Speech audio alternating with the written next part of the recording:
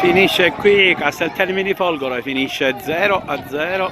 Casteltermini che avrebbe sicuramente meritato di vincerla questa partita, era andata anche in gol proprio al 90° con Stefano Piazza, gol che è stato annullato e pertanto finisce 0-0 qui al Ferdinando Lombardo di Casteltermini, cioè Casteltermine e Dolce Onorio Folgaro. Ci sono le proteste chiaramente dei giocatori del Casteltermini. La bianca contro la Folgore un pareggio e tanto rammarico. Sì, è grandissima partita, la quarta in 10 giorni. Fantastici, ragazzi fantastici, eccezionali, complimenti veramente ai miei ragazzi. Oggi abbiamo dominato, abbiamo colpito 2 pali, una traversa, abbiamo fatto un gol regolarissimo, per la prima volta in 40 anni di calcio che vedo un gol annullato per fuorigioco da un ragazzo, da un giocatore che parte da centrocampo e va in porta da solo. È una situazione alquanto debole, diciamo, è una situazione che non si può verificare in un campo di calcio, una decisione così, anche perché l'arbitro, io sono stato espulso, gli dicevo solo di prendersi le sue responsabilità, che lui era a 2 metri dall'azione, ha visto tutto tranquillamente, gli diceva abbassa la bandierina e andiamo a centrocampo, però nel calcio così non si può andare avanti con decisioni assurde.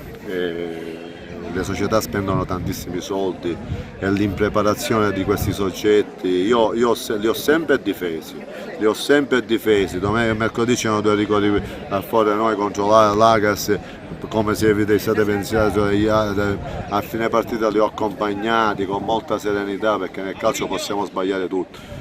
Ma in 40 anni, io ho 58 anni, in 45 anni di calcio, 46 anni perché ho cominciato a 10 anni, 48 anni di calcio, non mi è mai successo un giocatore che va in porta da solo e l'arbitro fischia il fuorigioco perché c'è stato un blocco da parte di un altro giocatore che era in fuorigioco, ma non è che gli è passato la palla, assurdo completamente. Comunque complimenti ai miei ragazzi, eccezionali, bravissimi.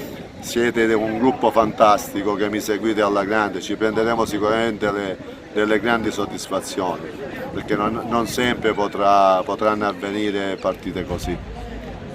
Di Casteltermini Folgore finita 0-0, siamo con Fabio Longo che oggi in panchina ha sostituito il tecnico titolare Peppe Bonino che era squalificato. Mister in seconda, mister come ha visto questa partita? Casteltermini ha avuto qualche occasione in più, anche voi comunque vi siete fatti vedere nel secondo tempo soprattutto. Diciamo che è stata una partita abbastanza combattuta, abbiamo avuto delle palle gol anche noi nel secondo tempo, abbiamo sbagliato diverse palle gol.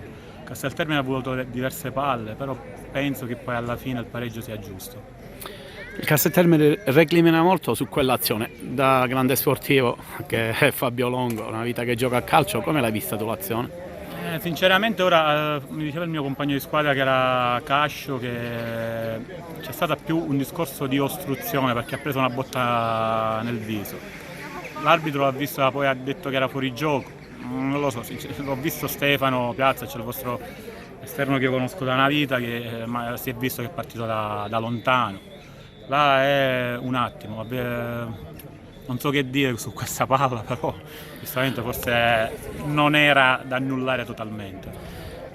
Un punto importante per la Folgore, che campionato si prefigge la tua squadra?